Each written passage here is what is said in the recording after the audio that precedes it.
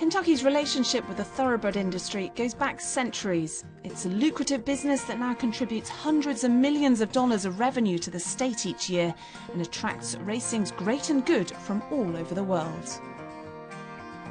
This is where it's at. I mean, the November sale kind of makes next year. Everybody's trying to reload the inventory and get the factories, and how this sale goes will dictate how the stallion booking season goes, and probably somewhat how September goes next year. American mares are very fast. Fast American mares are as fast as you get.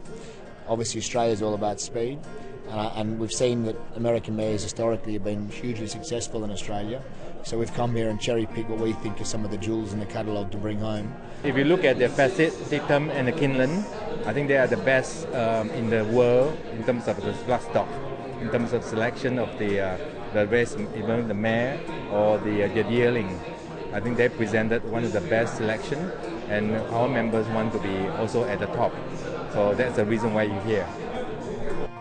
Founded in 1898, Fasig-Tipton in Lexington is the oldest bloodstock auction house in North America, and it's where some of the world's most expensive racehorses have come to be sold.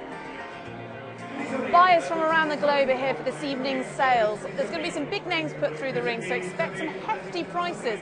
In 2008, a record $14 million were paid for a broodmare, and as much as $50 million could be spent in just a few hours here this evening. With 5 specialised sales throughout the year, the focus is on breeding stock this month. Bloodstock agent John McCormack sources and buys horses on behalf of clients all over the world. And for him, these auctions represent opportunity. This is where the stories start. American Pharaoh was brought to auction as a yearling. He was let out unsold, but the opportunity was there for any buyer, if they wanted them, to pay more than $200,000, and they would have got a horse to win the Triple Crown. So, you know, the new stars emerging are here, and the already stars, the horses that have already been successful, are here.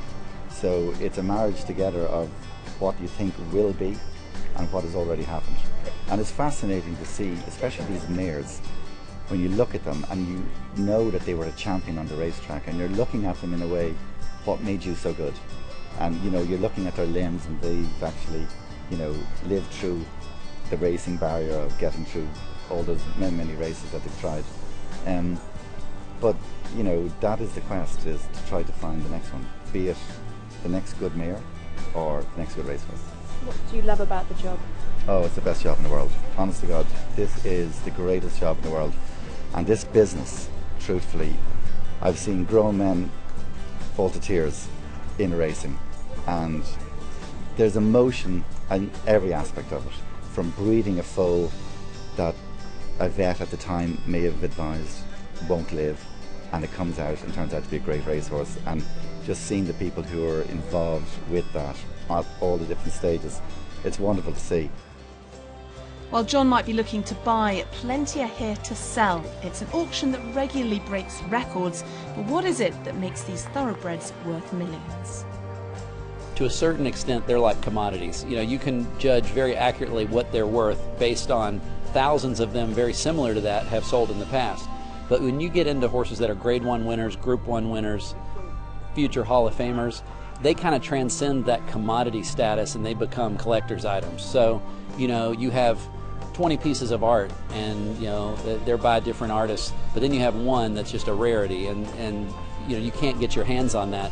Then there's no comparing to previous pieces. This is a piece into itself. So when you had like Havita Grace, who we sold over here a few years ago, she brought 10 million. She was a female horse of the year. Very few of those go on the market. Incredible pedigree, beautiful, just conformation was incredible. She was a collector's item, and so that all, you know, previous analysis of what other horses like her have brought, there's just not very many to compare her to. So those are the ones that are fun to sell. There's an air of expectation as the crowds gather in anticipation of the evening's bidding. John reveals that there's one particular lot that he has his eye on. Love the Chase, dam for the 2014 Horse of the Year California Chrome, is in foal, and having already produced yearlings similar to herself, she'll make a precious commodity that will attract a lot of attention. We know that California Chrome's a lovely horse. You know, he's a good-boned horse himself. He's bigger than she is, and you know, he's stronger. But you know, she's produced some, and so you'd like to think, having seen the picture of the yearling, you know, that that's the stock she gets. She gets nice horses, so it's whether the story keeps on going with her. But so far, it's a very intact, good story. But the who's who of the racing world, or representatives of racing royalty, are here today. Yes, it's be absolutely. difficult. I mean, of course it'll be difficult. I mean, like, there's members from the royal family from the Middle East here. There's very big buyers from America who are very established in the racing game. There's always potentially new people coming into it. There's very high profile buyers from Japan who year after year come back and always try to buy the very best. And they've been very competitive. Night falls and the mood changes when the action moves inside. There's a flurry of activity as notes are taken, final decisions are made, and the horses led into the auction ring where the big money will change hands. It's a nervous time for John as his lot comes in and the bidding begins. As expected, interest is high and the price climbs quickly to the $1 million mark. A maximum spend has already been agreed with his client, and when that figure is reached, it looks like he may be out of the running. But a last-minute phone call puts him back in the game. $2 million at $1,959,000, $2 million and Bruce, $1,950,000. Thank you. Good luck.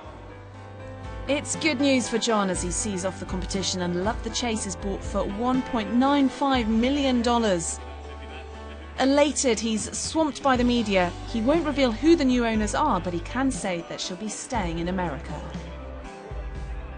Well, congratulations. You liked her earlier, and mission completed. Yeah, mission completed. Lovely mare. I mean, a really classy mare, and Danver Horse of the Year. When that comes up, it's lovely to participate and try to buy something like that. And she was a lovely mare. It was competitive in there. I didn't think it would have to go to that. I got a phone call late to keep going. I thought I was out, but I was back in.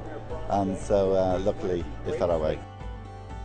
All of the horses here have bright futures, either racing or breeding. But for a lot of horses that retire from the track, there are no alternatives.